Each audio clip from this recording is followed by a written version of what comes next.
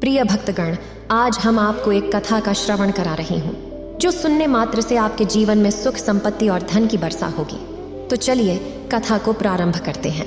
प्रिय भक्तों, आज हम आपको भगवान शिव और उनके सबसे प्यारे भक्त की एक कहानी सुनाने वाली हूँ। यह कहानी बहुत ही पवित्र और पावन है। इस कहानी को सुनकर आपको भगवान शिव की कृपा प्राप्त होगी। घर में सुख, शांति, समृद्धि और खुशियाँ आएगी और आपके परिवार के जीवन में सुख शांति बनी रहेगी। तो चलिए प्रिय भक्तगण, अब कहानी की शुरुआत करते हैं। अगर आप यह कहानी सुन रहे हैं तो पूरा सुनिए। इस कथा को आधा अधूरा छोड़कर जाने की गलती मत करिएगा, क्योंकि इस पवित्र कथा को पूरा सुनने से मनचाहा फल की प्राप्ति होगी। इसलिए इस कथा को पूरा सुने। आप शिव भक्त हैं तो भोलेनाथ का अनादर ना करें। शिवनगर गांव में एक बूढ़ी माँ अपने बेटे के साथ रहती थी। वह बेहद गरीब थी, इतनी गरीब कि हर दिन उन्हें और उनके बेटे को दिन रात काम करके अपना गुजारा करना पड़ता था। हर दिन बूढ़ी माँ अपने बेटे के साथ काम पर जाती और मेहनत करती थी। इस तरह उनका जीवन चल रहा था। लेकिन एक बुरी आदत थी बूढ़ी माँ की। वह कभी भी भगवान की पूजा नहीं करती थी। जब भी भादों का महीना आता तो गांव के लोग शिवलिंग पर जल चढ़ाते, पूजा करते और पाठ करते हैं, लेकिन बूढ़ी माँ बस अपने काम में मस्त रहती थी। फिर एक दिन बूढ़ी माँ के मन में एक विचार आया कि अब मेरा बेटे बड़ा हो गए हैं और वह अब विवाह के योग्य हो गया है। अब मैं कितने समय तक घर और बाहर दोनों जगह काम करती रहूंगी। मेरी खुद की भी उम्र हो रही है। इसलिए मैंने फैसला किया कि मैं अपने बेटे का विवाह करवा दूं। इससे मुझे सिर्फ बाहर काम करना पड़ेगा और आराम से बिता सकूंगी। तब उस बूढ़ी माँ ने एक सुंदर कन्या को चुनकर अपने बेटे का विवाह करवा दिया। अब उनके घर में एक नई दुल्हन आ गई थी जो बड़ी सरल और सुशील थी। वह भगवान शिव की परम भक्त थी और हमेशा पूजा करती थी। सुबह जल्दी उठकर नहाकर वह भगवान शिव की पूजा करती और भजन कीर्तन करती, भगवान की कथाएं सुनती थी। इसी तरीके से पूजा पाठ के बाद वह अपने पूरे घर का काम करती थी और अपनी बूढ़ी मैया का पांव दबाती, अपने पति से बहुत प्यार करती, पति का खूब सेवा करती थी। वह दुल्हन घर का पूरी तरह से देखभाल करती थी। धीरे धीरे समय बीतता गया और भादों का महीना आ गया। उस बहू ने सोचा कि कल से भादों का महीना आरंभ होने जा रहा है, तो मैं क्यों ना मंदिर जाकर भगवान शिव की पूजा करूं। वैसे तो नित्य प्रति मैं अपने घर में भगवान शिव की पूजा करती हूँ, लेकिन मंदिर में कभी नहीं जाती। मंदिर में जाकर शिवलिंग पर जल नहीं चढ़ाती हूँ। क्यों ना मैं अपनी सासू माँ से इसके लिए अनुमति लूं। वह अपनी सासू माँ के पास गई और बुढ़िया माँ से कहने लगी, माता जी, कल से भादों महीना आरंभ होने जा रहा है, इसलिए मेरी यह इच्छा है कि मैं मंदिर जाकर भगवान शिव की पूजा करूं और भजन कीर्तन करूं। इसके बाद बुढ़िया माँ ने कहा, दुल्हन, तुम घर पर ही रहकर पूजा पाठ करो। क्योंकि अगर तुम मंदिर जाओगी तो घर का काम कौन करेगा और ज्यादा समय भी बर्बाद होगा। तुम जितना समय में मंदिर जाओगी और पूजा करोगी, उतना समय में तुम घर का सारा काम कर सकोगी। इसलिए कोई आवश्यकता नहीं है कि तुम मंदिर जाओ। तुम अपने घर में ही रहकर पूजा कर सकती हो। वह अपनी सास की बात सुनकर उसके मन में दुख होता है। वह तो भगवान शिव की भक्त जो थी, उसने सोचा कि सासू जी तो मना कर रही हैं, तो पति को कहने का कोई मतलब नहीं है। अगर मैं अपने पति से कहती हूँ तो सासू माँ सोचेंगी कि मैंने अपने पति के कान भर दिए हैं और घर में कलह हो जाएगी। इसलिए उस दुल्हन ने अपनी बात को अपने पति से छुपाकर अपने पास ही रख ली। अब दूसरे दिन आता है। उस दिन भादों का महीना आरंभ हो गया था।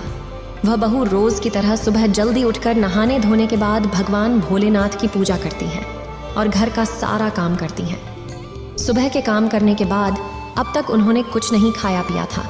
उसे खूब जोर से भूख और प्यास लग रहा था। तब उसने सोचा कि अरे, मटके में तो पानी है ही नहीं, चलो कोई बात नहीं, मैं कुएं से पानी लेकर आती हूँ।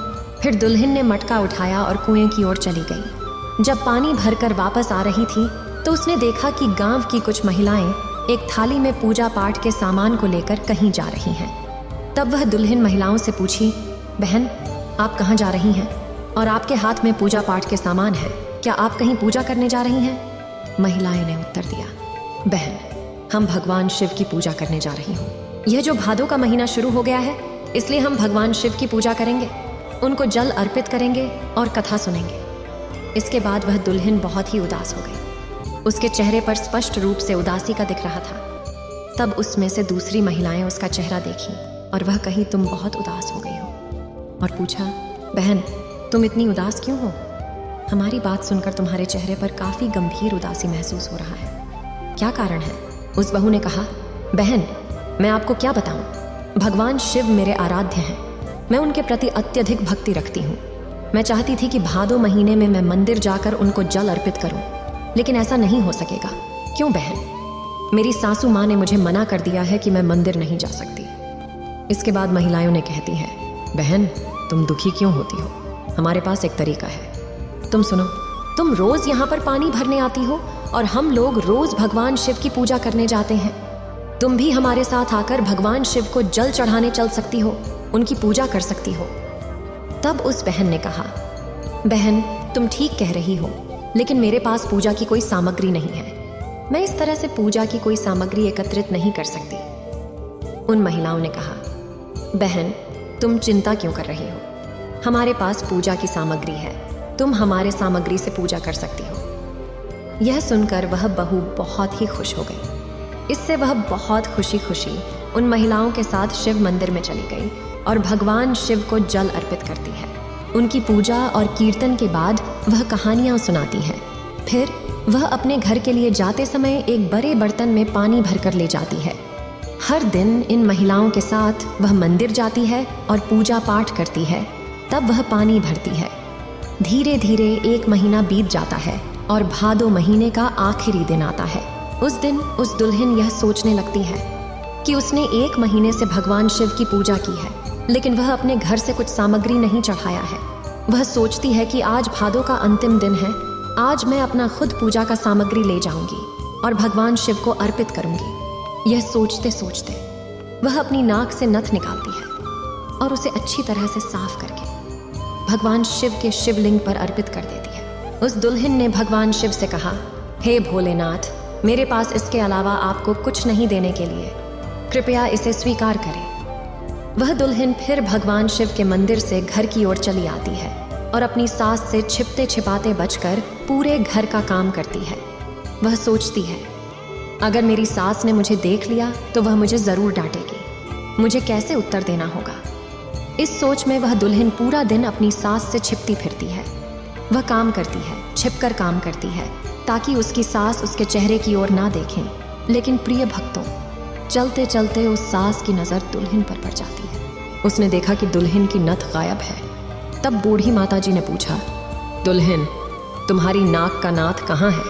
तुम्हारे नाक में नथ नहीं दिख रही। दुल्हन घबराते हुए अपनी सास से बोली, माताजी, मैं सुबह पानी लाने गई थी, तब तक तो नाथ मेरी नाक में था, लेकिन जब मैं पानी ऊपर खींच रही थी तब मुझे लगा कि उसी समय मेरे नाक के नाथ वहाँ पर गिर गई है। इसे सुनकर बूढ़ी माताजी ने कहा, दुल्हन चलो चलते हैं जहाँ तुमने पानी लेने के लिए गई थी। हम वहाँ जाकर देखते हैं, शायद तुम्हारी नथ मिल जाए। माताजी ने अपनी दुल्हन का हाथ पकड़ा और जहाँ दुल्हन पानी लेती थी वहीं पर चली गई और वहाँ पर जाकर अगल बगल में नथ को खोजने लगी, लेकिन नथ नहीं मिली। तब वह बूढ़ी माताजी ने एक कुदाल को उठाया और कहा, दुल्हन तुम जरा इस कुदाल से साफ करके देखो, कहीं इसमें नथ मिल जाए। और मैं भी दूसरे कुदाल से साफ करती हूँ, कहीं ना कहीं तो मिल ही जाएगा। इस तरीके से दोनों दुल्हन और सास वह कुदाल से साफ करने लगी। साफ करते करते ही दोनों के कुदाल से एक एक नदी बहने लगी। ये देखकर बूढ़ी मैया बहुत ही चौंक गई। वह बहुत हैरान हो गई और कह बैठी, ये कैसे हो सकता है? इसमें तो एक ही नदी थी, फिर ये दोनों कैसे आ गई? जो एक नई नदी बनी थी वह सीधे उसके खेतों में पानी जाएगी। तब उसकी दुल्हन ने मायूसी से कहा, मैया, मुझे कैसे पता होगा? इसमें 2-2 नदियां कैसे हो सकता है? इसके बाद इस दृश्य को देखकर बूढ़ी माताजी में बहुत ही आश्चर्यचकित हो गई।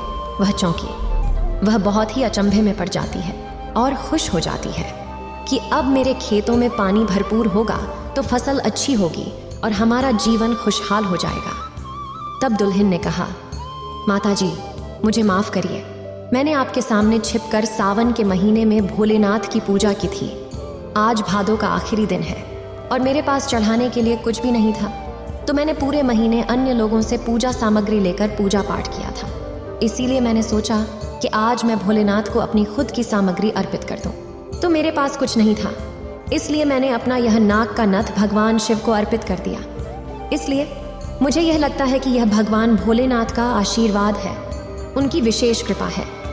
तब बूढ़ी सासू माँ खाती है कि दुल्हन तुम्हारे पूजा पाठ से हमारे खेतों में पानी अब खूब मिलेगा और अच्छी फसल होगी। तब दुल्हन कहती है शायद इसलिए हमें इतना लाभ मिलेगा, इतना पुण्य मिलता है और इतनी बरकत होती है। तब सासू माँ ने कहा कि जब भादो महीने आएगा तब हम भी पूजा पाठ और व्रत करेंगे। अब हम अगले साल से दोनों जन भादो के महीने में भगवान शिव की पूजा करेंगे। हम उनको जल चढ़ाएंगे। अब इस तरह से अगले साल भादो का महीना आता है तो दोनों जन सास और दुल्हन मिलकर भगवान शिव की पूजा करते हैं। उन पर नित्य जल अर्पित करते हैं, जल चढ़ाते हैं, पूजा पाठ करते हैं, भजन कीर्तन करते हैं और कथाएं सुनते हैं। पूरे महीने बीतने के बाद भगवान शिव की उन दोनों सास और दुल्हन पर विशेष कृपा होती है। बूढ़ी माँ के घर में धन का खजाना भर आया और वही बूढ़ी माँ की दुल्हन को गोद हरा भरा हो गया और वह एक सुंदर पुत्र रत्न के जन्म दिया। इस तरह बूढ़ी माँ की गरीबी दूर हो गई और उनके घर में एक नन्हा सा बच्चा आया। पूरा परिवार खुशी खुशी हंस उठा। भगवान शिव ने अपने विशेष भक्त पर विशेष ध्यान देते हैं। भगवान शिव एक सरल भक्त को ही सब कुछ देते हैं। भगवान शिव को प्रेम और श्रद्धा भक्ति से जल भी चढ़ा देने पर भी वह प्रसन्न हो जाते हैं। तो प्रिय भक्तगण, इस तरह से उन दोनों सास दुल्हन पर भगवान शिव ने अपनी विशेष कृपा दिखाई। उसी तरह आप लोगों को भी भगवान शिव की कृपा प्रदान हो। इस वीडियो को बोलते समय कोई त्रुटि हो तो मैं क्षमा चाहती हूँ। उम्मीद है आप सभी को ये वीडियो अच्छी लगी होगी। अगर आप शिव के सच्चे भक्त हैं तो चैनल को सब्सक्राइब और वीडियो को लाइक करके कमेंट में हर हर महादेव लिख दीजिए।